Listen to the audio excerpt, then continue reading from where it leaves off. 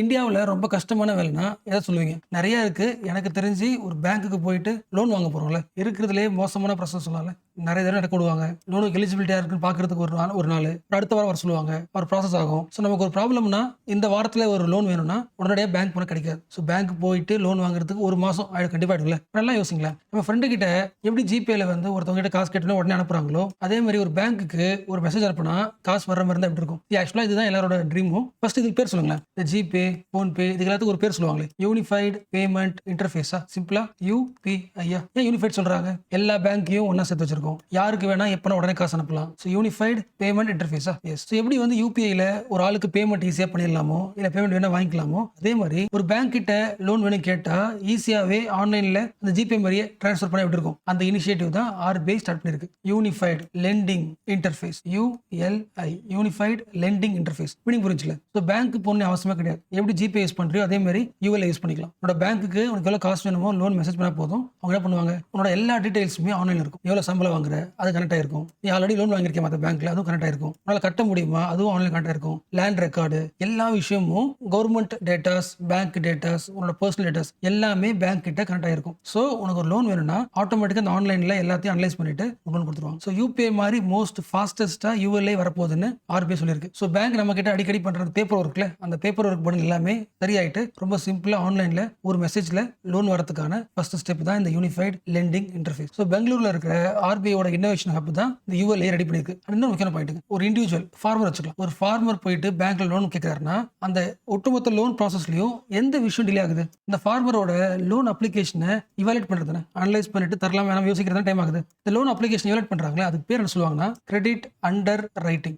Loan தரலாமா வேணாமான்ற பத்தியான ரைட்டிங் ப்ராசஸ். இந்த ஃபுல் ப்ராசஸும் ஆன்லைன்ல ரொம்ப சிம்பிளா முடிய போகுது. இந்த இனிஷியேட்டிவ் ஆர்பிஐ எப்படி சொல்லுதுன்னா மக்களுக்காக public tech platform for frictionless credit. எந்த ஒரு டிஸ்டர்பன்ஸ் இல்லாம உங்களுக்கு கடன் வந்துடும், கிரெடிட் ஆயிடும். ஆல்மோஸ்ட் பேசிக்ஸ் முடிச்சாச்சு. இன்னைக்கு இந்த ஆர்டிகல் இருக்குல்ல, what is the unified lending interface by RBI. அந்த யூனிஃபைட் லெண்டிங் இன்டர்ஃபேஸை உருவாக்குறதுக்காக ஆர்பிஐ வந்து டிஜிட்டல் பப்ளிக் இன்ஃப்ராஸ்ட்ரக்சரை ரெடி பண்ணிட்டு இருக்கு. இன்ஃப்ரானா புரியுதா? ஃபார் எக்ஸாம்பிள் ஒரு இண்டிவிஜுவல் லோன் கேட்க வராங்கன்னா அவர் வந்து ஒரு பேக்கப் தருவார்ல, அவர் எங்க ஒர்க் பண்றாரு, அவர் பேங்க் அக்கௌண்ட், அப்புறம் அவருக்கு வந்து ரெக்கார்ட் ஏதாவது இருக்கான்னு பாக்குறதுக்குல எல்லாமே நம்ம எங்க வாங்குவோம்? ஆன்லைன்லயே தேடுவோம்ல. கவர்மெண்ட் கிட்ட கேட்கலாம், இல்ல அவங்க அவர் எங்க ரெஜிஸ்டர் பண்ணாரோ அந்த ஊர்ல கேட்கலாம். அது எல்லாத்தையும் ஒன்றிணைக்கிறதுக்கான பப்ளிக் இன்ஃப்ராஸ்ட்ரக்சர் ரெடி பண்ணிருக்காங்க. இது வந்துருச்சுன்னா it will enable the again சொல்றேன், நம்ம கான்செப்ட் படிச்சாச்சு. பட் இருந்தாலும் படிச்சதுக்கு அப்புறமும் ஒரு பேப்பர் படிக்கிறது நல்ல பெனிஃபிட் பாருங்க. சிம்பிளா ஏம் வந்துச்சு. It enable the frictionless credit to farmers and MSME borrowers to begin with. ஃபார்மர்ஸையும் எம்எஸ்எம்இ borrowersையும் ஃபர்ஸ்ட் டார்கெட் பண்ண போறாங்க. therefore the loan applicants need not have to spend weeks to search and secure the documents. Instead the bank இல்ல NBFC இல்ல financial யார்கிட்ட கடன் வாங்கிக்கலாம் would fetch the data about the applicant from sources available on the ULA platform. அந்த பிளாட்ஃபார்ம்ல அவரை பத்தின எல்லா சோர்ஸஸும் இருக்கும். ஃபார் எக்ஸாம்பிள் ஒரு டைரி ஃபார்மர் வந்து லோன் கேட்கறாருன்னா இந்த லெண்டர் அது யார் கடன் கொடுக்க போறாங்களோ அந்த bank can find data from the milk cooperative. அவர் எங்க ஒர்க் பண்றாரோ அவரை பத்தியான அவங்களுக்கு உண்மையா காசு எவ்வளவு வருது. ஒருவேளை அவர்கிட்ட லேண்ட் இருந்துச்சுன்னா அவர் எந்த ஸ்டேட்டோ அந்த ஸ்டேட்டோட லேண்ட் ரெக்கார்ட் பார்க்க முடியும். அப்புறம் அந்த ஃபார்மரோட ஃபினான்ஷியல் கண்டிஷன் எப்படி இருக்கு எல்லாத்தையுமே ஒன்றிணைக்கிற ஒரு பிளாட்ஃபார்ம். பிரிட்டிஷ் காலனைசேஷனோட நெகட்டிவ்னா நம்ம எதை சொல்லலாம்? ஃபார் எக்ஸாம்பிள் பிரிட்டிஷ் வந்து இந்தியாவை காலனி வச்சிருந்துச்சா, அதோட இம்பாக்டா இந்தியாவை என்ன பண்ணுச்சு? ரொம்ப சிம்பிள். இந்தியாவோட எல்லா ரா மெட்டீரியலையும் என்ன பண்ணுச்சு? எடுத்துட்டு போயிடுச்சா. இந்தியாவோட ரா மெட்டீரியல்ஸ் எல்லாத்தையும் பிரிட்டிஷ்க்கு எடுத்துட்டு போயிடுச்சு. அந்த ரா மெட்டீரியல்ஸை ப்ராசஸ் பண்ணி ஒரு ஃபினிஷ்டு குட்டா அகைன் இந்தியாவுக்கு என்ன பண்ணிச்சு? வித்துச்சா. எப்பவுமே ரா மெட்டீரியல் வந்து விற்கிறது ரொம்ப சீப்பா இருக்கும். அது ஃபினிஷ்டு குட்ஸ் காஸ்ட்லியா இருக்குமா? பிரிட்டிஷோட எல்லா இண்டஸ்ட்ரீஸ்க்கும் ரா மெட்டீரியலோட இன்புட் எங்க வந்துச்சு? இந்தியாவில் வந்துச்சா. சீப்பா இன்புட் கிடைச்சிச்சு. அந்த இன்புட்டை வந்து ப்ராசஸ் பண்றாங்க, குட்ஸா மாத்திட்டாங்க, ட்ரெஸ்ஸா மாத்திட்டாங்க. அந்த ட்ரெஸ்ஸை இந்தியாவுக்கு எக்ஸ்போர்ட் பண்றாங்க. இந்தியா என்ன பண்ணுது? பிரிட்டிஷ் வாங்குது. இந்த ப்ராசஸ்ல இந்தியாவுக்கு என்ன இம்பாக்ட் ஏற்படுது? இந்தியா டெவலப் ஆக முடியாது. என்ன ரீசன்? அதாவது பிரிட்டிஷ் வந்து இந்தியாவை ஜஸ்ட் ரா மெட்டீரியல் ப்ரொடியூசிங் கண்ட்ரியா மட்டும் வச்சிருந்துச்சு. அப்படின்னா இந்தியாவில் எல்லா மக்களும் இந்த பிரைமரி செக்டர் மட்டும் தான் வேலை செய்வாங்க. அதாவது லேண்டை வந்து தோண்டுவாங்க, இல்ல விவசாயம் பண்ணுவாங்க, இன்புட் எடுப்பாங்க, அந்த வேலை மட்டும் தான் செய்வாங்க. இந்தியாவில் இண்டஸ்ட்ரியா வராது. என்ன ரீசன்? ஏன்னா பிரிட்டிஷோட பர்பஸ் என்னன்னா அவங்க கண்ட்ரியை இண்டஸ்ட்ரியலைசேஷன் மாற்றணும். கரெக்டா? எந்த கண்ட்ரியில் இண்டஸ்ட்ரி வருதோ, அதாவது பிரைமரி செக்டர்ல இருந்து ரா மெட்டீரியல் இருந்து மேனுஃபேக்சரிங் மாறுதோ அந்த ஊர்ல தான் எம்ப்ளாய்மெண்ட் அதிகமாகும், எக்கனாமி அதிகமாகும், எக்ஸ்போர்ட் அதிகமாகும். அந்த சிச்சுவேஷன் இந்தியாவுக்கு தரல. ஜஸ்ட் இந்தியாவோட ரா மெட்டீரியல்ஸை எக்ஸ்ப்ளாய்ட் பண்ணிட்டு எடுத்து போயிடுறாங்க. இது வரைக்கும் பிரிட்டிஷ் வரதுக்கு முன்னாடி வரைக்கும் உலகத்துல எந்த கண்ட்ரி நிறைய பொருள் எக்ஸ்போர்ட் பண்ணுச்சு ஃபினிஷ்டு குட்ஸ்னா இந்தியா. இந்தியாவோட அந்த பிரஸ்டீஜ் ஸ்டேட்டஸ் ஆயிடுச்சு, குறைஞ்சு போச்சு பிரிட்டிஷ் வந்ததுக்கு அப்புறம். What is the conclusion? எந்த கண்ட்ரி வந்து வெறும் ரா மெட்டீரியல்ஸ் வெறும் இன்புட்டை மட்டுமே எக்ஸ்போர்ட் பண்ணிருச்சுன்னா அந்த அளவுக்கு ப்ராஃபிட் கிடைக்காது. கரெக்டா? அவங்க என்ன பண்ணணும்? அந்த குட்ஸை அந்த கண்ட்ரி என்ன பண்ணணும்? இண்டஸ்ட்ரி ரெடி பண்ணி மேனுஃபேக்சர் பண்ணணும். அடுத்த இண்டஸ்ட்ரி ரெடி பண்ணி அதை ஃபினிஷ் குட்ஸா மாற்றணும். அதை எக்ஸ்போர்ட் பண்ண பண்ணாதான் பெரிய லாபம். ஸோ இது எல்லாருக்குமே தெரியும். காலனைசேஷனாலே ஒரு கண்ட்ரியோட வெல்த்தை எக்ஸ்ப்ளாய்ட் பண்ணி எடுத்துட்டு போறதா. ஓகே,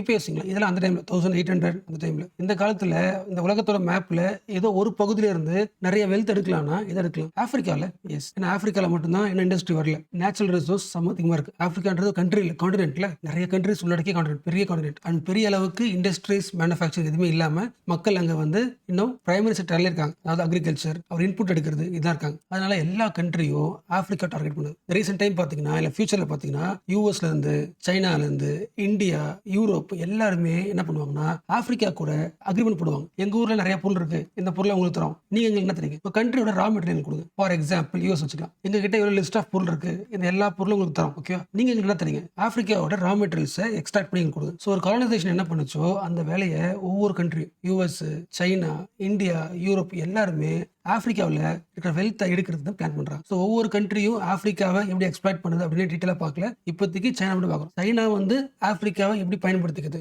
இது அனலைஸ் பண்ணி இந்தியா வந்து ஆப்பிரிக்கா கூட என்ன மாதிரி ரிலேஷன்ஷிப் வச்சுக்கணும் அதை பத்தி பேசுற ஆர்டிகல் இந்த ஆர்டிகல். ஃபர்ஸ்ட் இந்த டாபிக்கோட தீம் புரிஞ்சு போச்சா? எல்லா கண்ட்ரியும் தன்னோட வெல்த்தை, தன்னோட இயற்கை வளங்களை வந்து பாதுகாக்க ட்ரை பண்ணும். மோஸ்ட்லி அதை சேவ் பண்ணிட்டு மற்ற கண்ட்ரில இருந்து எக்ஸ்ட்ராக்ட் பண்ண ட்ரை பண்ணும். பட் மோஸ்ட்லி இப்போ எல்லா கண்ட்ரியும் காலனைசேஷன்ல வந்து அடிப்பட்டதுனால அதை கொஞ்சம் கான்சியஸா இருப்பாங்க. ஸோ ஓரளவுக்கு இப்போ இன்னும் கொஞ்சம் கான்சியஸா இல்லாத ஒரு கான்டினென்ட் ஆப்பிரிக்கா. ஆப்பிரிக்கா முடிஞ்ச அளவுக்கு எக்ஸ்ப்ளாய்ட் பண்ண எல்லா கண்ட்ரி ட்ரை பண்றாங்க.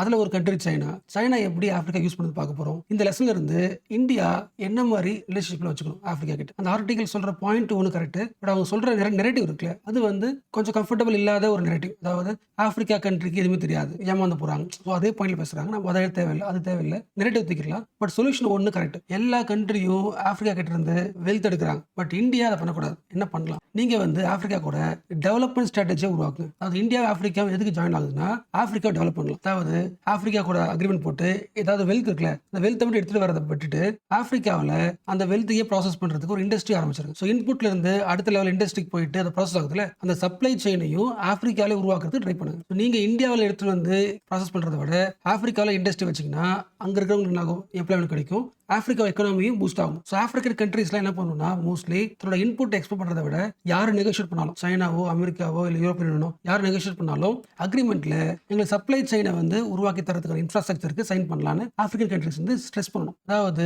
மேனுஃபேக்சரிங் செக்டர்ஸ், ப்ராசஸிங் யூனிட்ஸ் இது எல்லாமே ஆப்பிரிக்காவில் செட் பண்ணி தரதுக்கு எல்லா கண்ட்ரீஸ் கூட அக்ரிமெண்ட் போட்டா ஆப்பிரிக்கன் ஆகும், இண்டஸ்ட்ரியலைசேஷன் ஆகும், எம்ப்ளாய்மெண்ட் அதிகமாகும், எக்கனாமி பூஸ்ட் ஆகும், லைவ்லிஹுட் ஆகும், இம்ப்ரூவ் ஆகுமா? இந்த ஒரு பாயிண்ட் தான் முக்கியமானது. ஸோ இந்தியா இப்படி தான் பண்ணணும். ஆல்மோஸ்ட் முடிச்சாச்சு. பட் அகைன் ஆர்டிகல் சொன்ன பாயிண்ட் அப்படியே ஒரு சொல்றேன். ஃபர்ஸ்ட் முக்கியமான பாயிண்ட், எல்லாரும் ஆப்பிரிக்காவை டார்கெட் பண்றதுக்கு மெயின் ரீசன் என்ன? ஆப்பிரிக்காவில் நேச்சுரல் வெல்த் அதிகமா இருக்கு, லேண்ட் அதிகமா இருக்கு. பட் அவங்களுக்கு அதை யூட்டிலைஸ் பண்ண தெரியல, அதை கல்டிவேட் பண்ண தெரியல, அதை எஃபெக்டிவா யூஸ் பண்ண தெரியல. இது ஒரு ரீசன். இதோட முக்கியமான ரீசன் ரெண்டாவது, மோஸ்ட் ஆஃப் தி ஆப்பிரிக்கன் கண்ட்ரீஸ்ல இருக்கிற மக்களுக்கு வந்து இன்னும் பேசிக் நீட்ஸ் சரியா இல்லை. ஓகேவா? இப்போ நான் ஒரு கண்ட்ரியா உள்ள போறேன் வச்சுக்கலாம். நான் உங்களுக்கு பேசிக் நீட்ஸ் தரேன், எனக்கு என்ன தரீங்க? உங்க கண்ட்ரியோட வெல்த் கேட்டா கொடுத்துருவாங்க. ஸோ இதுதான் கண்டிஷன் அண்ட் இதுதான் அக்ரிமெண்ட். அதுல ஒரு example forum on China Africa cooperation. Forum on சொல்லல, so F forum on China, China Africa cooperation ஷார்ட்டா. ஸோ வருஷம் இந்த ஃபோரம் மீட்டிங் போடும். எப்படி வந்து ஆப்பிரிக்காவும் சைனாவும் சேர்ந்து ஒர்க் பண்ணலாம்னு மீட்டிங் போடும். அந்த மீட்டிங்ல most of the agenda, most of the aim வந்து ஆப்பிரிக்கா எப்படி யூட்டிலைஸ் பண்ணிக்கலாம் தான் சைனாவோட அஜெண்டா இருக்கு தவிர சைனா எப்படி யூட்டிலைஸ் பண்ணிக்கலாம்னு ஆப்பிரிக்கா கிட்ட அந்த ஒரு அஜெண்டா இல்லை. ஃபார் எக்ஸாம்பிள் இந்த 2022 இருந்து 2024 இந்த ஃபோரத்தோட அஜெண்டா, சைனாவோட அஜெண்டா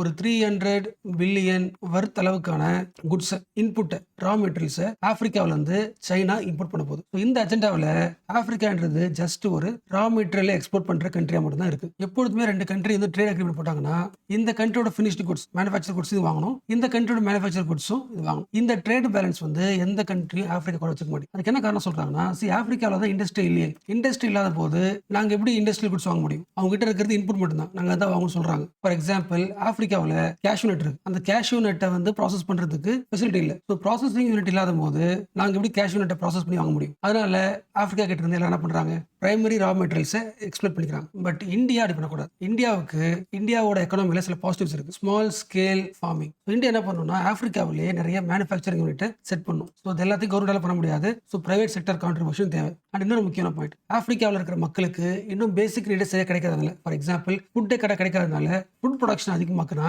பேசிக் நெசசிட்டி ஆயிடும், சாட்டிஸ்ஃபை ஆயிடுமா? இதுக்கேற்ற மாதிரி இந்தியாவோட பாசிட்டிவ் என்னது? ஸ்மால் ஸ்கேல்ல ஃபார்ம் பண்றது, பெஸ்டிசைட்ஸ், ஒரு கிராப்பை எப்படி டெவலப் பண்றது, ஃபர்டிலைசர்ஸ், இது எல்லாமே எல்லாமே இந்தியாவோட பாசிட்டிவ். அதாவது கல்டிவேஷன் ப்ரொடக்டிவிட்டியை அதிகமாக்குறது விவசாயத்தில் இந்தியாவோட பாசிட்டிவ்ஸ். இதை வந்து ஆப்பிரிக்காவுக்கு சொல்லி தரலாம். ஃபர்ஸ்ட் பாயிண்ட், ஆப்பிரிக்காவோட ப்ரொடக்டிவிட்டியை பூஸ்ட் பண்ணலாமா, இது ஒன்று. ரெண்டாவது, ப்ரொடக்ஷன் ஆனதை நீ அப்படியே இம்போர்ட் பண்ணிக்காம, இந்தியா வந்து ஆப்பிரிக்கா கிட்ட இம்போர்ட் பண்ணிக்காம அதை ப்ராசஸ் பண்றதுக்கான மேனுஃபேக்சரிங் செக்டரை அங்கேயே வை. அதாவது சப்ளை செயினையை அங்கேயே அதிகமாக்கு. அதாவது ரிஃபைன் பண்றது, அப்புறம் ப்ராசஸ் பண்றது, அந்த மாதிரி யூனிட்ஸை செட் பண்ண ட்ரை பண்ணு. ஸோ ஆப்பிரிக்காவுக்கும் இதெல்லாம் ஆசை தான். எல்லா கண்ட்ரி கிட்டையும் கேட்குறாங்க, எங்களுக்கு வந்து ரிஃபைனிங் செக்டர் வச்சு கொடுங்க இல்லை கேட்குறாங்க. பட் எந்த கண்ட்ரி அக்செப்ட் பண்ண மாட்டேங்குது. என்ன ரீசன்னா, ஆப்பிரிக்காவில் பப்ளிக் இன்ஃப்ராஸ்ட்ரக்சர் வீக்கா இருக்கு. அதாவது எந்த இண்டஸ்ட்ரி யூனிட் வச்சாலும் அதோட இன்புட் இது பவர் தானே. ஆப்பிரிக்காவில் எலக்ட்ரிசிட்டி ஷார்டேஜ் ரொம்ப அதிகமாக இருக்கு. அப்போ அந்த இடத்துல ஒரு இண்டஸ்ட்ரி வச்சுக்கினா கண்டிப்பாக நான் லாஸ் தான். ஸோ ஆப்பிரிக்கா வந்து எந்த கண்ட்ரியும் அவங்க கூட அக்ரிமெண்ட் போட வந்தாலும் அவங்க கேட்குற டிமாண்ட் என்னன்னா, எங்களுக்கு கிரீன் எனர்ஜியை ப்ரொடியூஸ் பண்ணி கொடுங்க, அதுக்கான இன்ஃப்ராஸ்ட்ரக்சர் டெவலப் பண்ணி கொடுங்க. ஆட்டோமேட்டிக்காக எலக்ட்ரிசிட்டி ஆகிடும், ஷார்டேஜ் குறைஞ்சிடும். இதுதான் உங்களோட டிமாண்ட்.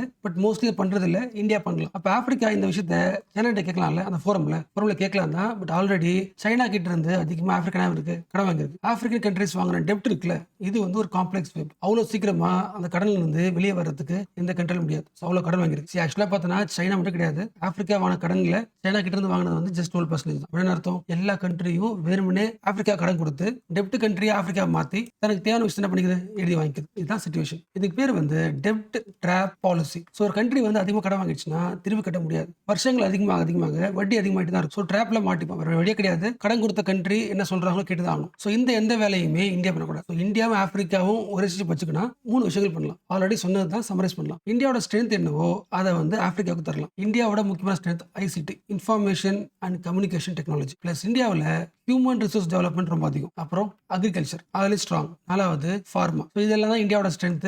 இந்த விஷயங்களை யாருக்கு தரலாம், ஆப்பிரிக்காவுக்கு தரலாம். பட் இதெல்லாம் பண்ணணும்னா முதல்ல சைனா மாதிரி கன்சிஸ்டன்ட்டா ஆப்பிரிக்கா கூட மீட்டிங் வச்சுட்டே இருக்கணும். பட் இந்தியா ஆப்பிரிக்காவான என்கேஜ்மெண்ட் இருக்குல்ல, அது அந்த அளவுக்கு கண்டினியூட்டியா இல்லை. அது ஒரு பெரிய எக்ஸாம்பிள் இந்தியா ஆப்பிரிக்கா ஃபோரம். கடைசியாக 2015 நடந்துச்சு மீட்டிங், மீட்டிங் நடக்கல. ரீசெண்டா கூட இந்தியா வந்து G20ல ஆப்பிரிக்கன் யூனியனை ஆட் பண்ணிட்டாங்கல்ல. ஸோ இந்த சக்சஸ் வச்சுக்கிட்டு இந்தியா என்ன பண்ணலாம், ஆப்பிரிக்கா கூட கன்சிஸ்டன்ட் என்ன பண்ணலாம், என்கேஜ் பண்ணலாம்ல. அந்த வேலையை பண்ணணும். ஆப்பிரிக்காவோட இண்டஸ்ட்ரியலைசேஷன் ப்ராசஸ்க்கு சப்போர்ட் பண்ணணும். மீனிங் புரிச்சா, அவங்க கிட்ட விவசாயம் இருக்கு, ஃபார்மிங் இருக்கு. அந்த ஃபார்மிங்க்கு தேவையான மெக்கானிக்ஸ் இருக்குல்ல, மெக்கானைசேஷன், ஃபார்மிங் மெக்கானைசேஷன் அதை கொடுங்க. விவசாயம் பண்ணுவோம்ல, இரிகேஷனுக்கு தேவையான இன்ஃப்ராஸ்ட்ரக்சர் கொடுங்க. அவர் உற்பத்தி பண்ண பொருளை வந்து ஸ்டோர் பண்ணுவோம்ல, அந்த கோல்டு ப்ராசஸிங் யூனிட் சொல்லுவாங்கல்ல, கோல்டு ப்ராசஸ் ஸ்டோரேஜும் டெவலப் கொடுங்க. ஸோ ஃபுட் வேஸ்டேஜ் ஆகிடும், குறைஞ்சிடும்ல. ஸோ ஆப்பிரிக்காவில் மினிமம் அந்த ஃபுட் ஸ்டோரேஜ்க்கான ஆப்ஷன், அந்த கோல்டு ஸ்டோரேஜ் ஆப்ஷன் உருவாக்கி கொடுத்தாலே ஃபுட் வேஸ்டேஜ் குறைஞ்சிடும். பட் ஒரு விஷயம், இந்த டெக்னாலஜி எல்லாத்தையுமே ஆப்பிரிக்கா தரும்போது அஃபோர்டபுளா இருக்கா, அவங்களுக்கு அது தேவையா இருக்கா, ஆப்பிரிக்காவால் அடாப்ட் பண்ணிக்க முடியுமா, இந்த மூணுத்தையும் பார்த்துருங்க. அண்ட் இவ்வளோ டெக்னாலஜி மேலே பார்த்தோம்ல, இவ்வளோ செக்டர், இவ்வளோ விஷயங்களை அவங்களுக்கு தரணும்னா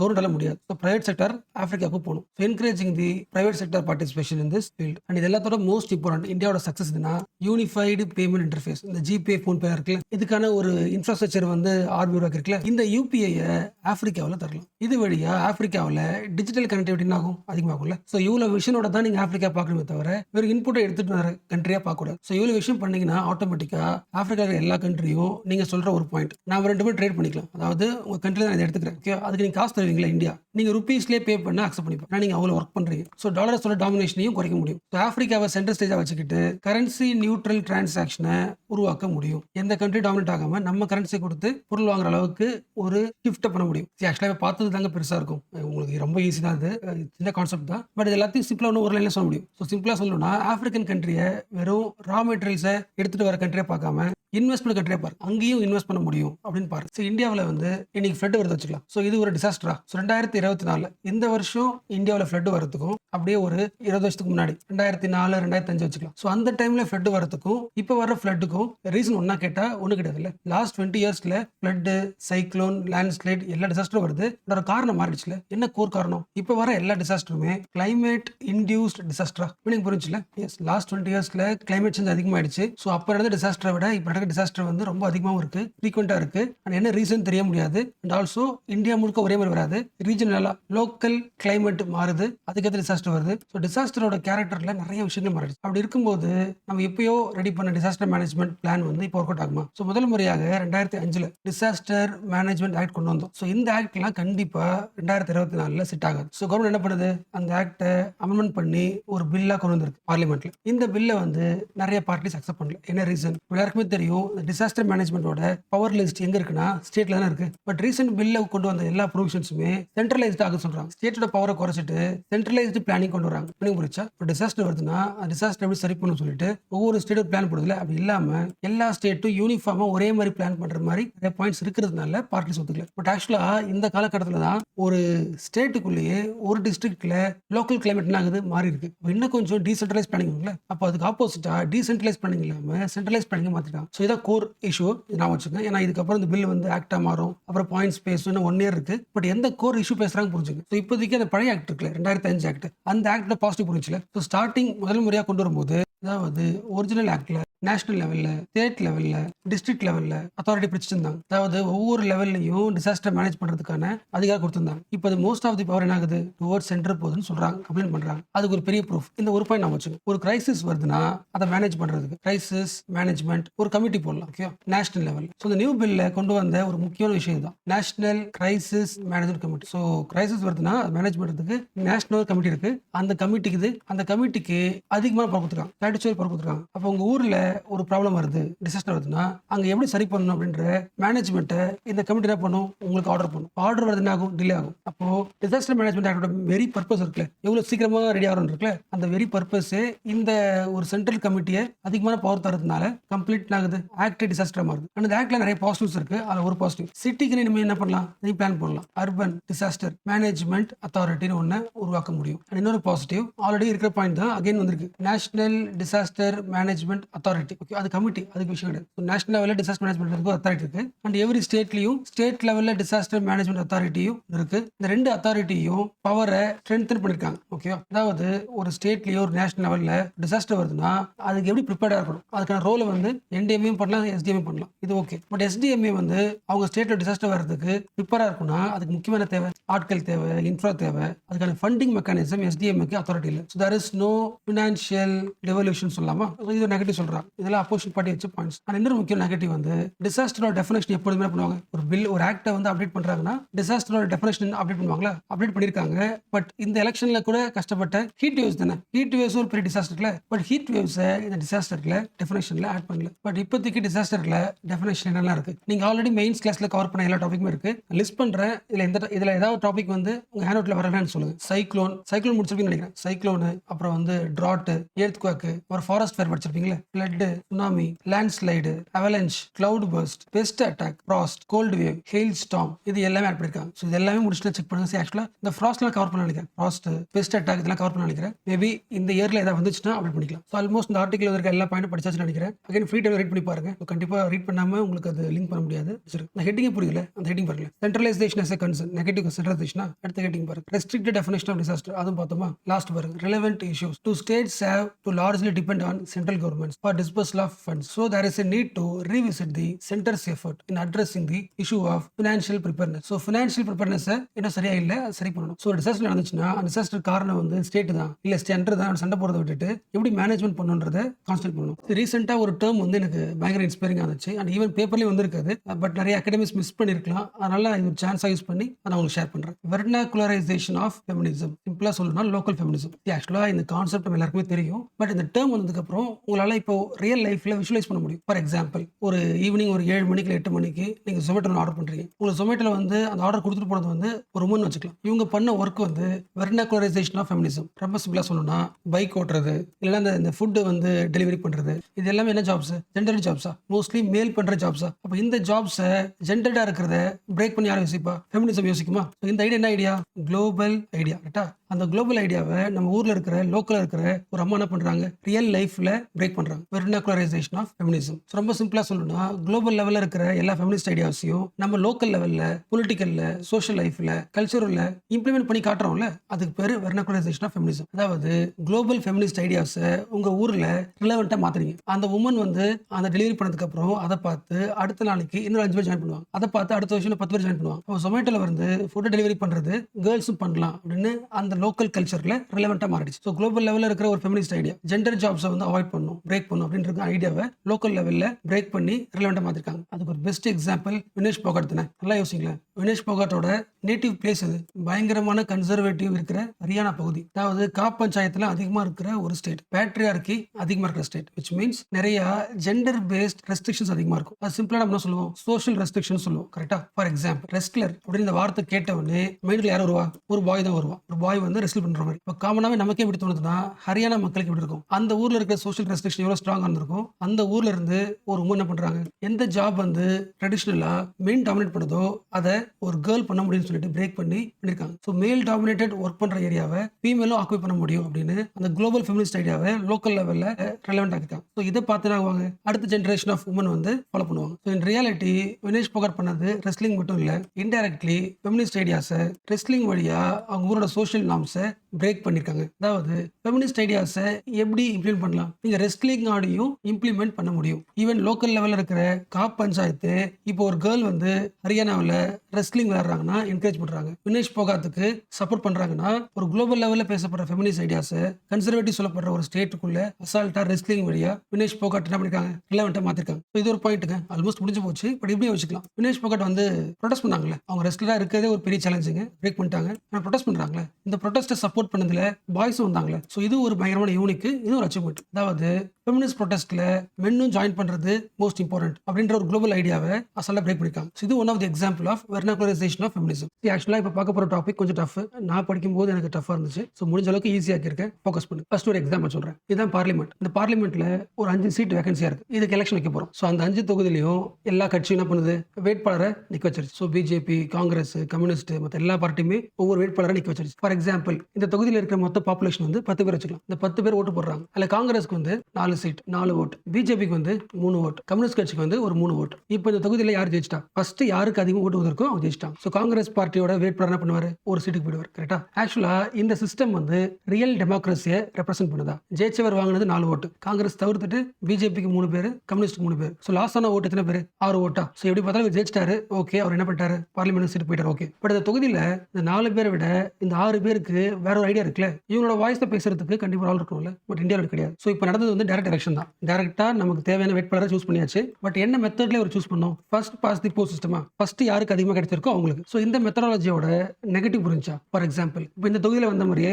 இந்த எல்லா தொகுதியும் வச்சுக்கலாம். இந்த எல்லா தொகுதியிலும் காங்கிரஸ் வந்து ஆட்களிக்கும் போது 4 ஓட்டு 4 தான் இருக்காங்க. அப்போ அந்த 5 தொகுதியில் ஜெயிச்சது யாரு, காங்கிரஸா? இப்போ பார்லிமெண்ட்ல 5 சீட் யார் எடுத்துப்பா, காங்கிரஸ் எடுத்துப்பாங்களா? காங்கிரஸ் ஆக்குபை பண்ணிக்குமா? இப்போ சொல்லுங்க, பார்லிமெண்ட்ல யாரோட வாய்ஸ் இருக்கு, அதிகமான மக்களோட வாய்ஸ் இருக்கா, கம்மி வாய்ஸ் இருக்கா? ஃபார் எக்ஸாம்பிள் இந்த தொகுதி வச்சுக்கலாம். 4 பேர் ஓட்டு போட்டவங்க தான் உள்ள இருக்காங்க, இந்த 6 பேரோட வாய்ஸ் உள்ள கேட்கல. கரெக்டா? ஸோ இந்த நெகட்டிவ் சரி பண்றதுக்கு தான் அடிக்கடி நீங்க கேள்விப்பட்டிருப்பீங்க, நம்ம எலெக்ஷன் வரும்போது, இந்தியா எலெக்ஷன் வரும்போது சொல்லுவாங்க, நிறைய கட்சி வந்து நிற்பாங்க, ஓட்டு பிரிப்பாங்க, ஓட்டுலாம் வேஸ்டா போயிடும். கண்டிப்பா எந்த பார்ட்டி ஜெயிக்குமோ அது கரெக்டா யோசிச்சு ஒரு ஆளுக்கு போட்டுருங்க. ஸோ நீங்க சூஸ் பண்ண ஒரு ஆள் என்ன ஆகும், அதிகமான சீட்டு வாங்கி அதிகமான ஓட்டு வாங்கியிருப்பாரு, உங்க ஓட்டு வேஸ்ட்டும் ஆகாது யோசிப்போம்ல. அதுக்கு என்ன ரீசன்னா இந்த மெத்தட்ல இருக்கிற நெகட்டிவ் பொருளுக்கு புரிஞ்சா. அப்ப என்ன பண்ணிக்கணும் அகைன் பார்க்கலாம். அந்த ஃபர்ஸ்ட் தொகுதி இருக்குல்ல, 10 பேர் ஓட்டு போடுறாங்க, காங்கிரஸ்க்கு 4, பிஜேபிக்கு 3, கம்யூனிஸ்டுக்கு 3. So first past the post யார் ஜெயிச்சிட்டா, காங்கிரஸ். ஸோ பார்லிமெண்ட்ல ஒரு சீட் அவங்க போயிட்டாங்க. பட் அந்த தொகுதியோட முக்கியமான வாய்ஸ் மெஜாரிட்டி எவ்வளோ, இந்த 6 பேர் வாய்ஸா. இந்த 6 வாய்ஸ் காங்கிரஸ் வேணான்னு சொன்ன ஒரு 6 வாய்ஸ் ஆகுது அவுட் ஆஃப் தி பார்லிமெண்டா. ஸோ ப்ரொபோர்ஷனலி பார்த்தனா காங்கிரஸ் வாங்கின ஓட்டு கம்மி, இவங்க வாங்கினது அதிகமா. ஸோ இவங்களோட வாய்ஸும் கண்டிப்பாக பார்லிமெண்ட்ல கேட்கணும்ல. நான் எக்ஸாம்பிள் சொல்றேன், அட்லீஸ்ட் என்ன பண்ணிக்கலாம், ஓகே நீங்க 3 6 வந்திருக்கு, அட்லீஸ்ட் உங்க சார்பா ஒரு ஆள் பண்ணுங்க பார்லிமெண்ட்டுக்கு அனுப்பலாம்ல. அப்போ ஜெயிச்ச ஒரு ஆளும் உள்ள இருப்பாங்க, அந்த 6 பேரோட வாய்ஸா ஒருத்தர் இருக்கலாம்ல. இவங்களே அனுப்புறோம், ஏன்னா இவங்களும் இந்த தொகுதியில் ப்ரொபோர்ஷனலா ஓரளவுக்கு ஓட்டு வாங்கிருக்காங்க. விடிங் புரிச்சா? இப்படி ஒரு சிஸ்டம் கிடையாது, நான் ஜஸ்ட் சொன்னேன். ஒரு ஆள் ஜெயிக்கிறது போட்டாச்சு, மிச்சம் இருக்கிற நம்பர் ஆஃப் ஓட்ஸ் போட்டாங்களா அவங்களுக்காக ஒரு ஆள் அனுப்பலாம்னு ஒரு ஐடியா சொன்னேன். ஓகே. பட் ஆக்சுவலாக ரியாலிட்டியில் இன்னொரு ஐடியா இருக்கு. இந்த ஐடியா ஓகே பாருங்க, ஃபர்ஸ்ட் எல்லா தொகுதியிலும் எலெக்ஷன் வச்சு முடிச்சிடலாம். ஓகேவா? யார் ஜெயிச்சாங்கன்னு சொல்ல தேவையில்லை. டோட்டலா எல்லா தொகுதியிலையும் காங்கிரஸ் வந்து டோட்டலா எல்லா தொகுதியும் சேர்த்து எவ்வளவு ஓட்டு வாங்கியிருக்கு, பிஜேபி எவ்வளவு வாங்கியிருக்கு, மற்ற கட்சி எவ்வளவு வாங்கியிருக்கு, இன்னொரு கட்சி எவ்வளவு வாங்கியிருக்கு, எல்லா கட்சிக்குமே ஒரு அமௌண்ட் இருக்கும்ல. ஏன் புதுசா வந்த கட்சி கூட இங்க நிக்கிறாங்கன்னா 4 ஓட்டு வாங்கியிருக்குமா? அப்ப எல்லா பார்ட்டியும் டோட்டலா எல்லா தொகுதியிலும் சேர்த்து எவ்வளவு ஓட்டு வாங்கிருக்காங்க லிஸ்ட் போடுது. ஸோ எல்லா பார்ட்டியோட ஓட்ஸ் தான். இப்போ என்ன பண்ணலாம், டோட்டலா எத்தனை ஓட்டு இருக்கு, டோட்டல் ஓட்டுல காங்கிரஸ் வாங்கின ஓட்டு வந்து எத்தனை பர்சன்டேஜ். ஃபார் எக்ஸாம்பிள் எல்லா தொகுதியும் சேர்த்து மக்கள் போட்ட ஓட்டு 100 வச்சுக்கலாம். இந்த 100 ஓட்டுல காங்கிரஸ் 40 ஓட்டு வாங்கி வச்சுக்கலாம். அதுக்கு என்ன அர்த்தம்னா ஓட்டு போட்ட ஃபுல் மக்கள்ல 40% மக்கள் வந்து காங்கிரஸை பிடிச்சிருக்கு. ஃபார் எக்ஸாம்பிள் பிஜேபிக்கு வந்து அவுட் ஆஃப் 100ல 10 வச்சுக்கலாம். ஸோ ஒட்டுமொத்த மக்கள் தொகையில 10% மக்களுக்கு பிஜேபி பிடிச்சிருக்கு. ஸோ இவங்களுக்கு 40%, 10%, அடுத்த கட்சிக்கு ஒரு 3%, 1%, 4% நிறைய வச்சுக்கலாம். இப்போ பார்லிமெண்ட் போகலாம். பார்லிமெண்ட்ல ஃபார் எக்ஸாம்பிள் ஒரு 50 சீட்டுக்கு வச்சுக்கலாம். இந்த 50 சீட்ல காங்கிரஸுக்கு 40% சீட் கொடுத்துருக்கு, பிஜேபிக்கு 10% சீட் கொடுத்துருக்கு. ஃபார் எக்ஸாம்பிள் பார்லிமெண்ட்ல என்ன சொன்னோம், 50 சீட் சொன்னோமா, இந்த 50 சீட்ல 10% எவ்வளோ, 5 சீட்டு வந்து பிஜேபி. ஃபார் எக்ஸாம்பிள் கடைசி கட்சி அவன் வாங்கின ஓட்டு இருக்குல்ல, அதை பார்த்தா பர்சன்டேஜ் வந்து 1% வச்சுக்கலாம். டோட்டலாக வாங்கின ஓட்டுல அவன் வாங்கின ஓட்டு வந்து 1%. அப்போ 50 சீட்ல 1% கொடுத்துருக்கு. ஸோ ஒரு சீட்டு வரலாம் கரெக்டா. அப்போ எல்லாரோட வாய்ஸும் கேட்குது, எல்லா கட்சிக்கும் சீட்டு கிடைக்குது, எல்லாரோட ஐடியாலஜியும் பார்லிமெண்ட்ல இருக்கு. அப்போ இந்த எல்லா ஐடியாலஜியும் சேர்ந்து ஒரு பில்லை ஒரு சட்டத்தை கொண்டு வந்தா அது பர்ஃபெக்டா இருக்குமா, டெமோக்ரஸிக் ஐடியா இருக்குமா? ஸோ இதுதான் இந்தியா ஆஸ்பைர் பண்றது, அது எல்லா பொலிட்டிக்கல் பீப்புளும் ஆஸ்பைர் பண்றது தான், இன்னும் வரல. பட் இந்த ப்ரொபோஷனல் சிஸ்டத்திலேயே ஒரு நெகட்டிவ் இருக்கு. ஃபார் எக்ஸாம்பிள் காங்கிரஸ் வந்து டோட்டலா ஒரு 40% ஓட்டு வாங்குச்சுல, பார்லிமெண்ட்ல அவங்களுக்கு எத்தனை சீட் கிடைக்கணும், 40% சீட்டா. ஸோ காங்கிரஸ் தன்னோட பார்ட்டில இருந்து இந்த பார்லிமெண்ட் தேவையான ஒரு 40% மெம்பர்ஸ் அனுப்புமா, அந்த மெம்பர்ஸ் யார், அந்த பார்ட்டி தான் முடிவு பண்ணணும். ஏன்னா மக்கள் டேரக்டா ஓட்டு போடுறது யாருக்கு, பார்ட்டிக்கு தான். ஒரு தொகுதியில நம்ம டேரக்டா ஒரு இண்டிவிஜுவலை சூஸ் பண்ற அந்த மாதிரி ஒரு பாசிட்டிவ் ஆகுது இல்ல, இதுல குறையுது இல்ல, புரிஞ்சா? மக்களுக்கு தனக்கு பிடிச்ச பார்ட்டியில வந்து ஓட்டு போடுறாங்க, ஓகே, அப்ப அதுக்கேற்ற மாதிரி ப்ரொபோஷன் கிடைக்கும், ஓகே. பட் பார்ட்டி ஓட்டு போடுறது ஓகே தான், பட் டேரக்டா ஒரு ஆள் ஓட்டு பண்ணும்ல, நம்ம தொகுதியில் ஒரு ஆளுக்கு ஓட்டு போடும்போது நம்ம சார்பாக கொஸ்டின் கேட்கலாம்ல. ஸோ ப்ரொபோஷன் அது மிஸ் ஆகுதுல்ல. எஸ். ஸோ இதுக்கான சொல்யூஷன் எங்க இருக்குன்னா ஜெர்மனி கிட்ட இருக்கு. ஜெர்மனி தான் இருக்கிறதுல மோஸ்ட் டெமோக்ராட்டிக் எலெக்ஷன் ப்ராசஸ். ஆக்சுவலா இப்போ அது நெகட்டிவ் இருக்கு, என்ன காரணம்ன்றத பார்க்கலாம். பட் மேலே பார்த்த 2 பாசிட்டிவ் மிக்ஸ் பண்ணி நெகட்டிவ் அவாய்ட் பண்ணிட்டு உருவாக்குற எலெக்ஷன் ப்ராசஸ். லைட்டா புரிஞ்சு டஃபா இருக்க மாதிரி தெரியும், பட் ஈஸி தான். ரொம்ப சிம்பிளா ஷார்ட்டா சொல்றேன். ஃபர்ஸ்ட், ஸோ ஜெர்மனி தன்னோட பண்டஸ்டேக், அந்த பார்லிமெண்ட் பேர் பண்டஸ்டேக், தன்னோட பார்லிமெண்ட்டுக்கு ஆட்களை உள்ள அனுப்புறதுக்கு 2 வகையும் பயன்படுத்துது. மக்கள் டைரக்டா ஒரு இண்டிவிஜுவலுக்கு ஓட்டு போட்டு அவங்களும் உள்ள அனுப்புது. ப்ரொபோஷனல் சிஸ்டம் வழியா பார்ட்டிக்கு மக்கள் ஓட்டு போட்டாங்களோ அந்த பர்சன்டேஜ் ஆஃப் ஓட்டு அந்த பார்ட்டி கொடுத்து உள்ள அனுப்புது. ஸோ டைரக்டையும் அலோ பண்ணுது, ப்ரொபோஷனல் அலோ பண்ணுது, 2 மிக்ஸ் ஆன ஒரு சிஸ்டம். ஸோ இந்த ப்ராசஸ் எப்படி இருக்கும், ஜெர்மனி மக்கள் வந்து ஓட்டு போட வரும்போது அவங்க 2 ஓட்டு போடணும். ஃபர்ஸ்ட் ஓட்டு வந்து உங்க தொகுதியில யாரை சூஸ் பண்றீங்க, அந்த லோக்கல் ஆளை, டைரக்ட் ஓட்டு, அது ஒன்று. ரெண்டாவது உங்களுக்கு எந்த கட்சி பிடிக்குது, செகண்ட் ஓட். ஸோ ஃபர்ஸ்ட் ஓட்டு வந்து லோக்கலா இருக்கிற ஆளுக்கு ஓட்டு போடணும். ரெண்டாவது உங்களுக்கு எந்த பார்ட்டி தேவை அந்த பார்ட்டி ஓட்டு போடணும். ஃபார் எக்ஸாம்பிள் சொல்றேன், ஃபர்ஸ்ட் ஒரு எக்ஸாம்பிள் பார்த்தோம்ல, அதை அப்படியே அப்ளை பண்ணுங்க. சேம் 5 தொகுதி, எல்லா 5 தொகுதியிலுமே ஜெர்மனியில் இருக்கிற எல்லா கட்சியும் நிக்குது. மக்கள் என்ன பண்ணலாம், தன் தொகுதியில் வந்து நிக்கிற அந்த இண்டிவிஜுவலுக்கு ஒரு ஓட்டு போடலாம், பிடிச்ச பார்ட்டி ஓட்டு போடலாமா, ஃபர்ஸ்ட் ஓட்டு பார்க்கலாம், இண்டிவிஜுவல் பார்க்கலாம். சேம் எக்ஸாம்பிள், ஒவ்வொரு தொகுதியில் இருக்கிற மக்கள் தொகை வந்து 10 பேர் தான். அந்த 10 பேர் ஒவ்வொரு தொகுதியிலையும் ஜெயிச்சவங்க வாங்கின ஓட்டு 4 வச்சுக்கலாம், ஓகேவா. இங்கே ஒருத்தர் ஜெயிச்சிருக்காரு, 4 ஓட்டு வாங்கியிருக்காரு, 4 ஓட்டு முடிவு முடிச்சா. ஒவ்வொரு தொகுதியிலையும் எல்லா கட்சி வேட்பாளர் நிற்பாங்க. அந்த ஃபர்ஸ்ட் பார்த்தோம்ல, first past the post, same election நடக்குது. மக்கள் வந்து தனக்கு பிடிச்ச ஒரு ஆளை சூஸ் பண்றாங்க. ஃபார் எக்ஸாம்பிள் ஜெர்மனியில் காங்கிரஸ் வேட்பாளருக்கு 4 ஓட்டு, பிஜேபிக்கு 3 ஓட்டு, கம்யூனிஸ்ட்க்கு 3 ஓட்டு. இதே மாதிரி சிச்சுவேஷன் எல்லா ஊர்லயும் வச்சுக்கலாம், ஓகேவா. ஸோ ஒரு ஆளை வந்து டேரக்டா சூஸ் பண்ணும்போது என்ன சிஸ்டம், ஃபர்ஸ்ட் பாஸ் தி போஸ்டா. அப்போ இந்த எல்லா இண்டிவிஜுவலுமே அவுட் ஆஃப் 10க்கு யாருமே 5க்கு மேல வாங்கல, 6, 7 வாங்கல, எல்லாருமே 5 கீழே தான். எப்படி இருந்தாலும் மற்ற கட்சியை விட இவர் அதிகமா இருக்கிறதுனால இவர் ஜெயிச்சிட்டாங்க, இவங்க எல்லாம் ஜெயிச்சிட்டாங்க. ஜெர்மனியோட பண்டஸ்டாக், இந்த பார்லிமெண்ட் தொகுதிக்கு சீட்டுக்கு இந்த 5 பேர் உள்ள போறாங்க. இவங்க எல்லாரும் வாங்குறது வந்து அவுட் ஆஃப் 10க்கு 4 தான் வாங்கியிருக்காங்க. பட் அவங்க அதிகமா இருக்காங்களே, ஸோ டேரக்டா சூஸ் பண்ணியாச்சு, அனுப்பியாச்சு. இந்த 5 பேரும் எம்பி ஆயிட்டாங்க. ஸோ ஃபர்ஸ்ட் ஓட்டு முடிவில் மக்கள் சூஸ் பண்ண ஒவ்வொரு தொகுதியில எந்த வேட்பாளர் அதிகமாக வாங்கியிருக்காரோ அவர் அனுப்பியாச்சு உள்ள, ஓகேவா. இப்போ செகண்ட் ஓட்டை செக் பண்ண போறோம். சரி, அதுக்கு முன்னாடி இந்த 5 தொகுதியை மொத்தமா இந்த 5 தொகுதியிலும் ஜெயிச்சது யாரு, காங்கிரஸ் வேட்பாளரா. அவுட் ஆஃப் 5க்கு 5. அப்போ டைரக்ட் ஓட்டுல ஜெயிச்சது யாரு, காங்கிரஸ் 100%. இது புரிஞ்சா, காங்கிரஸ் 100% ஜெயிச்சிருச்சு, ஓகேவா. இப்போ செகண்ட் ஓட்டு எண்ணலாம், அதாவது எல்லா தொகுதியிலும் இருக்கிற மக்கள் வந்து எந்த கட்சி ஆசைப்படுறாங்க. ஸோ செகண்ட் ஓட்டை எண்ணும் போதும் சேம் வச்சுக்கலாம். சேம் காங்கிரஸ்க்கு 4 ஓட்டு, பிஜேபிக்கு 3 ஓட்டு, கம்யூனிஸ்ட்க்கு 3 ஓட்டு, அதாவது அந்த கட்சிக்கு போட்ட ஓட்டு ஒவ்வொரு தொகுதியும் சேம் வச்சுக்கலாம். டோட்டலா ஒவ்வொரு தொகுதியில் எத்தனை ஓட்டு, 10 ஓட்டு, 10 ஓட்டுல 4 தான் வாங்குறாங்க வச்சுக்கலாம். கட்சி ஓட்டு 4 தான் வாங்குறாங்க. ஃபார் எக்ஸாம்பிள் சேம் வச்சுக்கிறோம், ஓகேவா. இப்போ டோட்டலா எத்தனை பர்சன்டேஜ் காங்கிரஸ் கிடைச்சிருக்கு, 40%, பிஜேபிக்கு 30%, கம்யூனிஸ்ட் 30%. மீனிங் புரிஞ்சா, ஃபர்ஸ்ட் இண்டிவிஜுவல் அனுப்பியாச்சு, ஏன்னா ஃபர்ஸ்ட் பாஸ் தி போஸ்ட்ல அவங்க அதிகம் அனுப்பியாச்சு. அடுத்து செகண்ட் ஓட்டு எண்ணி பார்க்குறோம். பார்ட்டி பார்க்கும்போது நமக்கு தெரியும் தானே, கண்டிப்பா 100% யாருக்கு போட்டுக்க மாட்டாங்க, காங்கிரஸ் போட்டுக்க மாட்டாங்க. ஏன்னா எல்லா தொகுதியிலுமே ஆல்ரெடி இருக்காங்க. காங்கிரஸ் பிடிச்சது 4 பேர் தான், மிச்சம் நிறைய பேர் பிஜேபி பிடிச்சிருக்கு, கம்யூனிஸ்ட் பிடிச்சிருக்கு. அப்ப கட்சி அடிப்படையில் ஓட்டு போடும்போது கூட என்ன பண்ணுவாங்க, அதுதானே ரிஃப்ளெக்ட் ஆகும். ஸோ செகண்ட் ஓட்டு அடிப்படையில் காங்கிரஸ் கட்சிக்கு கிடைச்சது 40%, பிஜேபிக்கு 30%, கம்யூனிஸ்ட் 30%. பட் பார்லிமெண்ட்ல இருக்கிற 5 சீட்டுமே யாருக்கு போயிருக்கு, 100% காங்கிரஸ் போயிருக்கு, ஓகேவா. ஸோ ரெண்டு கம்பேர் பண்ணுவாங்க. பட் செகண்ட் ஓட்டு பார்க்கும்போது மக்களோட மைண்ட் எப்படி இருக்கு, 40% மட்டும் தான் காங்கிரஸ் பிடிச்சிருக்கு, மிச்சம் 30% பிஜேபி, 20% கம்யூனிஸ்ட் கட்சி. இப்போ என்ன பண்ணலாம், ஜெயிச்ச இந்த இண்டிவிஜுவலையும் வெளியே அனுப்ப முடியாது. ஏன்னா மக்கள் வந்து ஃபர்ஸ்ட் பாஸ் தி போஸ்ட்ல அதிகமான ஓட்டு வாங்கின ஆட்கள், வெளியே அனுப்ப முடியாது, ஓகேவா. அப்ப என்ன பண்ணலாம், டோட்டலா சீட் இவ்வளவு தான் இருந்தாலும் பிஜேபிக்கு வந்து மக்களோட ஆதரவு வந்து 30% இருக்கு. அப்போ இந்த டோட்டல் பார்லிமெண்ட் சீட் இருக்குல்ல, இதுல எக்ஸ்ட்ரா ஒரு 30% சீட்டை உருவாக்கி என்ன பண்ணுங்க, பிஜேபி அடுக்கலாம் போடுங்க. அடுத்து கம்யூனிஸ்டுக்கு 30%. அப்போ டோட்டல் பார்லிமெண்ட் சீட்ல 30% போடுது. அந்த 30%க்கு எக்ஸ்ட்ரால அந்த கட்சி அனுப்பி விட்டோம். ஸோ பார்லிமெண்ட் என்ன ஆகுது, சைஸ் பெருசாகுதுல. ஒரிஜினலா இருந்தது டேரக்டா வந்தவங்க ப்ரொபோஷனலா பார்க்கும்போது, பார்ட்டி வைஸ் பார்க்கும்போது அந்த 100% வந்து பார்ட்டி வைஸ்ல ரிஃப்ளெக்ட் ஆகல. அப்ப மக்களுக்கு இன்னொரு ஐடியா இருக்கு. என்ன ஐடியா இருக்கு? ப்ரொபோஷனலா பிஜேபிக்கும் காங்கிரஸுக்கும் மக்களுக்கு ஒரு இன்ட்ரெஸ்ட் இருக்கு. அவங்களோட இன்ஃப்ளூயன்ஸும் பார்லிமெண்ட்ல தேவை. அப்ப அவங்க எத்தனை பர்சன்டேஜ் ஓட்டு வாங்கிருக்காங்களோ அத்தனை percentage seat total number of parliament சீட்ல எக்ஸ்ட்ரா ஆட் பண்ணி கொடுத்துருக்கு. ஸோ ஜெயிச்சவங்களும் இருப்பாங்க, எக்ஸ்ட்ரா ப்ரொபோஷனல்னால எக்ஸ்ட்ரா சீட்டு போட்டு இவங்களுக்கு கொடுத்துரும். கரெக்டா? ஸோ டேரக்டா சூஸ் பண்ண ஆளும் இருக்காங்க, பார்ட்டி வைஸ் ஆட்களும் அத்தனை பர்சன்ட் இருக்காங்க. ஸோ இதான பெஸ்ட். பட் இதுலயும் ஒரு நெகட்டிவ் இருக்கு. இந்த பார்லிமெண்ட் சைஸ் இருக்குல்ல, மண்டஸ்டாக் சைஸ் அது இருக்கு, பெருசாயிட்டு இருக்குல்ல. இருந்தது 5 பேர் தான், 100% காங்கிரஸ் கொடுத்தாச்சு. அன்னைக்கு புதுசாக ஒரு கட்சி வரும், அந்த கட்சி மக்கள் கிட்ட போய் ஓட்டு வாங்கும், 1% வாங்கும். அப்ப என்ன பண்ணி ஆகணும்? அவங்க எந்த தொகுதியில் ஜெயிக்கலனாலும், அவங்க ஆட்கள் உள்ள யாருமே இல்லைனாலும் 1% ஓட்டு அவங்களுக்கு இருக்கு. அப்போ நம்ம எக்ஸ்ட்ரா ஒரு சீட்டு உருவாக்கி அவங்க தரணும். மீனிங் புரிச்சா? செகண்ட் சொல்றேன். புதுசாக ஒரு கட்சி வருது, ஓகேவா? அவங்க என்ன பண்ணுவாங்க? எல்லா தொகுதியும் நிற்பாங்க ஃபர்ஸ்ட் ஓட்டுக்கு. பட் ஃபர்ஸ்ட் ஓட்டுக்கு அவங்களுக்கு என்ன கிடைக்கல, யாருமே ஜெயிக்கவே இல்லை. அதாவது ஃபர்ஸ்ட் பாஸ் தி போஸ்ட், எந்த தொகுதியிலுமே யாரை விட அதிகம் வாங்கல. அப்ப அந்த கட்சி என்ன பண்ண முடியாது, உள்ள போக முடியாது. பட் செகண்ட் ஓட்டுல இந்த அரசியல் கட்சிக்குமே 1% ஓட்டு மக்கள் போட்டுருக்காங்க. அட்லீஸ்ட் ஒரு சீட் என்ன கொடுத்தாங்கணும், எக்ஸ்ட்ரா ஒரு சீட் உருவாக்கி கொடுங்க. பட் ஒருவேளை இந்த ஃபர்ஸ்ட் ஓட்டு வாங்குறதுல ஏதோ ஒரு தொகுதி என்ன இருக்கு, அதிகமாக எடுத்து வச்சுக்கலாம். பார்லிமெண்ட்ல டைரக்டா என்ன ஆகுது, ஒரு ஆள் உள்ள போயிடுறாங்களா? இப்போ செகண்ட் ஓட்டு செக் பண்றாங்க. செக் பண்ணும்போது இந்த பார்ட்டி கிடைச்ச 1% சீட். ஸோ கம்பேர் பண்ணும்போது ஓகே கரெக்ட் தான், மக்கள் ஓட்டு போடுறது 1%, அதுக்கேற்ற மாதிரி டைரக்டாவே ஒரு ஆள் உள்ள ஆல்ரெடி போயிருக்காங்க. ஸோ பேலன்ஸ் ஆயிடுச்சு. ஒருவேளை மக்கள் சூஸ் பண்ண டைரக்ட் ஆள் ஒரு ஆள், பட் இவர் வாங்கின புது கட்சி வாங்கின பர்சன்டேஜ் வந்து 5% வச்சுக்கலாம். மீனிங் புரிஞ்சா? ஒரே ஒரு தொகுதியில மட்டும் அதிகமாக வாக்கு வாங்கி ஜெயிச்சிட்டாங்க. பட் மற்ற இடத்துலயுமே அவங்களுக்கு இன்ஃபுளுன்ஸ் இருக்கு. அப்போ ப்ரொபோஷனலா 5% டைரக்டா ஒன்று தான் இருக்காங்க. அப்போ எக்ஸ்ட்ரா ஒரு 3-4% கம்மியா இருக்காங்கல்ல, அந்த சீட் என்ன பண்ணுங்க, புதுசாக உருவாக்கி கொடுத்துருங்க. ஸோ புதுசாக பார்ட்டி வர சைஸ் நைட் இருக்கும், அதிகமாக இருக்கும். என்ன காரணம்? ப்ரொபோஷனல் வாய்ஸ், எல்லாரோட வாய்ஸும் உள்ள கேட்கணும். 100 பார்ட்டி இருக்கு, 100 பார்ட்டி 1% இருக்குன்னா அவங்களுக்கு 1% சீட் வாங்கி உருவாக்கி கொடுங்க. ஸோ பார்லிமெண்டோட சைஸ் பெருசாகிட்டே இருக்கு. ஸோ பெருசாக சிஸ்டம் பெருசாகும், ப்ராசஸ் பெருசாகும், அட்மினிஸ்ட்ரேஷன் பெருசாகும். ஸோ என்ன பண்ணலாம்? ஜெர்மனியோட அந்த பார்லிமெண்ட்டுக்குள்ள இருக்க நம்பர்ஸ் இருக்குல்ல, நம்பர்ஸை குறைக்கலாம். ஏன்னா சைஸ் ரொம்ப பெருசாயிடுச்சு. ஸோ அந்த நம்பரை குறைக்க போறது அந்த update on Germany's electoral architecture. ஆக்சுவலாக இது ஃபுல்லாக சொன்னது பேசிக்ஸ் தாங்க. 2025 எலெக்ஷன்ல பண்டஸ்டாகோட சைஸை வந்து குறைக்க போறாங்க. இப்போ ஆல்ரெடி பண்டஸ்டாக்ல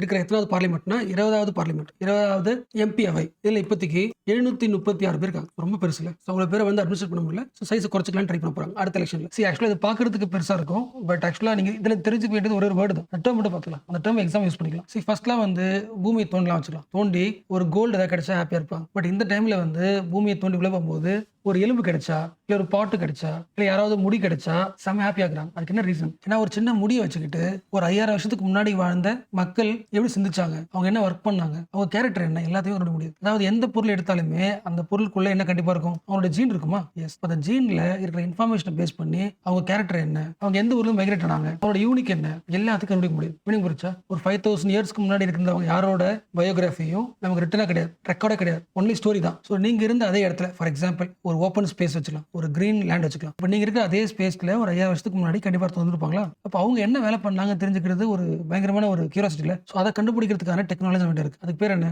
ரொம்ப சிம்பிளுங்க, பேலியோ ஜீனோமிக்ஸ்.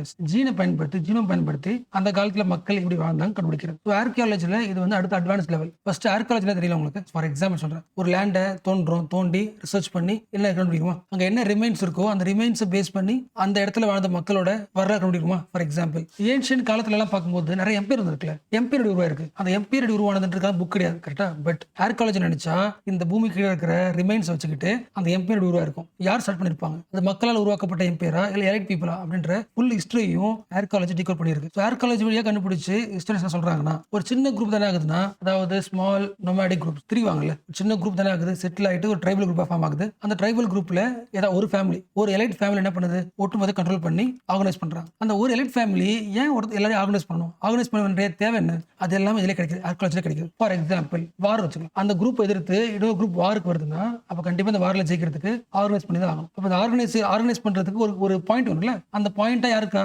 அந்த எலைட் குரூப் இருக்காங்க. ஒருவேளை கண்டிப்பா குரூப் இருக்குன்னா ஏதோ ஒரு காலத்துல என்ன ஒரு டிசீஸ் வருமா, அப்ப அந்த டிசீஸை வந்து ஓவர் கம் பண்றதுக்கு ஒருத்தவங்க யோசிச்சிருப்பாங்க. அப்ப ஒரு எலைட் குரூப் என்ன பண்ணுது, எல்லாரையும் ஆர்கனைஸ் பண்ணி எப்படி வந்து அதுல இருந்து வெளியே வரலாம்னு ஐடியா கொடுக்குது. அப்ப வாரு, டிசீஸ், இல்ல இந்த இடத்துல பிரச்சனை வந்திருக்கும், அங்கிருந்து வேற ஊருக்கு போயிருப்பாங்க, மைக்ரேஷன், இந்த மாதிரி ஏதாவது ஒரு சிச்சுவேஷன் வரும்போது சிச்சுவேஷன் சரி பண்றதுக்கு மக்கள் என்ன பாக்குறாங்க, ஆர்கனைஸ் ஆனா ஒரு குரூப் ஃபார்ம் ஆகுறாங்க. இந்த குரூப் பெரிய குரூப் ஃபார்ம் ஆகுது, கிங்டம் ஃபார்ம் ஆகுது. இது எல்லாமே ஆர்கியாலஜில என்னென்ன பொருள் யூஸ் பண்றாங்க, அந்த பொருளை பயன்படுத்தி கண்டுபிடிச்ச ஹிஸ்டரி. ஸோ ஹியூமன் ரிமைன்ஸை பேஸ் பண்ணி அப்புறம் அங்க என்ன கோல்டு இருக்கு, சில்வர் என்ன இருக்கு, இது எல்லாத்த பத்தியும் கண்டுபிடிச்சதா. பட் இப்போ வந்து ஆர்கியாலஜிஸ்ட் வந்து பூமி கீழே எதை தேடுறாங்கன்னா அந்த எலும்பு எல்லாம் தேடுறாங்களே, இது ஒரு சைடு. இதை விட இப்போ அதிகமாக தேடுறது ஏன்ஷியன்ட் டிஎன்ஏ தேடுறாங்க. எங்கேயாச்சும் ஒரு டிஎன்ஏ கிடைக்குமான்னு தேடுறாங்க. ரீசெண்டாக ஒரு டிஎன்ஏ கிடைச்சிருக்கு. அது வழியா அந்த காலத்தில் வாழ்ந்த எஸ்கிமோ மக்களை பத்தி கேரக்டரை பத்தி படிக்க ஆரம்பிச்சிருக்காங்க. பட் இதுல ஒரு சேலஞ்ச் இருக்குங்க. குளோபல் முழுக்க எல்லா இடத்துலையும் தோணினாலும் ஏதோ கிடைக்கும் கண்டிப்பா. பட் 5000 வருஷத்துக்கு வாழ்ந்த மக்களோட ஜீன் எப்படி சேவா இருக்கும்? ஒருவேளை நீங்க டெம்பரேட் ரீஜன் குளிர் பிரதேசத்துல வாழ்ந்தீங்கன்னா உங்க ஜீன் இருக்கும். அந்த ஜீன் டெம்பரேச்சரே கூல் ஆகுறதுனால உங்க டீன் என்ன ஆகாது, ஒரு 5000 வருஷம் ஆயிருந்தாலும் பூமிக்குள்ள அப்படியே சேஃபா இருக்கும். அதுவே இந்தியா மாதிரி டிராபிக்கல் ரீஜன் வந்தீங்கன்னா என்ன ஆயிடும், ஹீட் பட்டு என்ன ஆயிடும், சீக்கிரமா டிகே ஆயிடும்ல. ஸோ டிராபிக்கல் ரீஜன் நம்ம ஊருக்கு வந்தாலும் பூமி தோணுனா என்ன இருக்கும், அந்த மண்டை ஓடு கிடைக்குமா, ஸ்கெலிட்டன் கிடைக்கும். பட் அதுல அந்த ஸ்கெலிட்டன்ல இருந்து பிச்சை எடுத்து டிஎன்ஏ கிடைச்சாலும் அந்த டிஎன்ஏ எப்படி இருக்கும், டிகே ஆயிருக்கும். ஏன்னா ஹீட் தானே அதிகமாக டிகே ஆயிடுச்சு. ஸோ இது இருக்கட்டும், இது ஒரு சைடு. நம்ம தெரிஞ்சுக்க வேண்டியது இது என்ன சப்ஜெக்ட், பேலியோ ஜெனோமிக்ஸ். இது ஃபர்ஸ்ட் நான் வச்சுக்கேன். ஸோ ஆர்கியாலஜியில் டிஎன்ஏ பயன்படுத்தியும் ஹிஸ்ட்ரி கண்டுபிடிக்கலான்னு கண்டுபிடிச்சத இந்த பேலியோ ஜெனோமிக் சப்ஜெக்டுக்காக ஸ்வான்டோ பாபு இவங்களுக்கு நோபல் பிரைஸ் வழங்கப்பட்டது. நோபல் பிரைஸ் இன் பிசியாலஜி இன் 2022. ஸோ 2022 தான். ஸோ ரீசெண்டாக ஒரு 3 to 4 இயர்ஸ் தான் டெவலப் ஆயிட்டு இருக்கு. இப்போ வரைக்கும் அவர்ஸ்னு ஒரு குரூப், ஜியாங்னு ஒரு குரூப், 2 குரூப் மக்களை பத்தி படிக்க ஆரம்பிச்சிருக்காங்க. இவங்களை பத்தி படிக்க தேவையில்லை, எக்ஸாம் வராது. பட் பேப்பர்ல போட்டுருந்தா ஆன்லைன் சொல்றேன். அவர் சொல்றவங்க யார்? அந்த காலத்துல முக்கிய group horse riding warriors. Europe பகுதியை அதிகமா டாமினேட் பண்ண ஒரு குரூப்னா அவர்ஸ். இப்ப இருக்கிற ரொமேனியா, ஸ்லோவேக்கியா, செர்பியா அப்படின்னு எல்லா பகுதியிலும் இருந்த ஆட்கள். இன்னும் சிம்பிளா சொல்லணும்னா யூரோப்ல ரோமன் எம்பையர் என் பண்ண ஒரு குரூப்னா அவர்ஸ். ஸோ இந்த குரூப்போட பரியல் மவுண்ட்ஸ் இருக்கும்ல, அதை பார்த்துருக்காங்க. ஸோ இந்த மவுண்ட் கீழே கிடைக்கிற எல்லா டிஎன்ஏயும் அனலைஸ் பண்ணி பார்க்கும்போது அந்த அவர்ஸ் மக்களை பற்றி தெரியுதா, அந்த மக்கள்ல சில டிஎன்ஏவை எலைட் மக்கள் கண்டுபிடிக்க முடியுது. ஏன்னா அவங்களோட லைஃப் ஸ்டைலு, அவங்களோட கேரக்டர் அனலைஸ் பண்ணி பார்க்கும்போது அந்த குரூப்லேயே சில குரூப் எலைட் குரூப்பாக இருக்குன்றது தெரியுது. ஸோ அப்போ கண்டிப்பாக அந்த குரூப்பை ஹேண்டில் பண்ண தான் இருப்பாங்க. அப்போ இவங்களோட கேரக்டர் அனலைஸ் பண்ணி பார்க்கும்போது இவங்களோட டிஎன்ஏவும் சென்ட்ரல் ஏஷியாவில் இருக்கிற மக்களோட டிஎன்ஏவும் ஒன்றா இருக்கு. இப்போ சென்ட்ரல் ஏஷியாவில் மேபி அங்கே மைக்ரேட் ஆகிட்டு அந்த குரூப்பை லீட் பண்ண ஒரு ஆளாக இருப்பாங்க. இது ஒரு எக்ஸாம்பிள். ஒரு பேலியோ ஜினோம் எப்படி ஹிஸ்டரி மாத்துறதுக்கு எக்ஸாம்பிள். இன்னொரு பாயிண்ட், இந்த காலத்துல நம்ம என்ன பண்றோம், ஒரே ஃபேமிலிக்குள்ள, ஒரு ரிலிஜனுக்குள்ள, ஒரே காஸ்டுக்குள்ள, ஒரே கண்ட்ரிக்குள்ள மேரேஜ் பண்ணிக்கிறோம்ல. கண்டிப்பா அந்த காலத்துல இருப்பாங்க, அப்படிதான் இருப்பாங்க. பட் ஜியாங்கு பார்த்தோம்ல, இந்த மக்களோட டிஎன்ஏ அனலைஸ் பண்ணி பார்க்கும்போது, அதாவது அவங்களோட மவுண்ட் இருக்கும்ல, அவங்களோட பதில் இருக்கும்ல, அங்க கிடைச்ச எல்லா டிஎன்ஏ எடுத்து பார்க்கும்போது அவங்களோட ஜீன் எல்லாமே ஒரே மாதிரி கிடைக்கும். நிறைய டைவர்சிட்டி இருக்கு. High diversity of genes found in Jiang group. அப்ப இந்த குரூப் நிறைய கல்ச்சரை ஒரு பார்ட் மாதிரி உள்ள எடுத்துக்கிட்டு வளர்ந்துருக்குன்னு சொல்றாங்க. இது யாரு, ஜியோங்குவா. இன்னொருத்தவங்க லாங்கோ பார்ட்ஸ், இன்னொரு குரூப். இந்த குரூப்போட ஜீனை பார்த்தோன்னா டைவர்சிட்டி கம்மியா இருக்கு. ஒரே ஃபேமிலிக்குள்ள, ஒரே குரூப்புக்குள்ள மேரேஜ் பண்ணி தன்னோட ஜீனை சேவ் பண்ணிருக்காங்க. ஏன்னா ஒரே குரூப்பா இருந்தா மட்டும்தான் நம்ம ஃபேமிலி என்ன பண்ண முடியும், ரூல் பண்ண முடியும்னு சொல்ற ஐடியாக்காக க்ளோஸ்டு குரூப்புக்குள்ளேயே மேரேஜ் பண்ணி அந்த ஃபேமிலி என்ன பண்ணிருக்க, ரூல் பண்றதுக்கு ஒரு எக்ஸாம்பிள். ஸோ அப்போ ஹிஸ்டரி பார்க்கும்போது டிஃப்ரெண்ட் டைப்ஸ் ஆஃப் அந்த குரூப் எப்படி ஹேண்டில் பண்ண தெரியும்ல. ஸோ பேலியோ ஜீனோம் அப்படின்ற ஒரு சின்ன சப்ஜெக்ட் 5000 வருஷத்துக்கு முன்னாடி இருந்த ஒவ்வொரு குரூப்போட history, political history, economic history எல்லாத்தையும் என்ன பண்ணுது, ஓப்பன் பண்ணுது.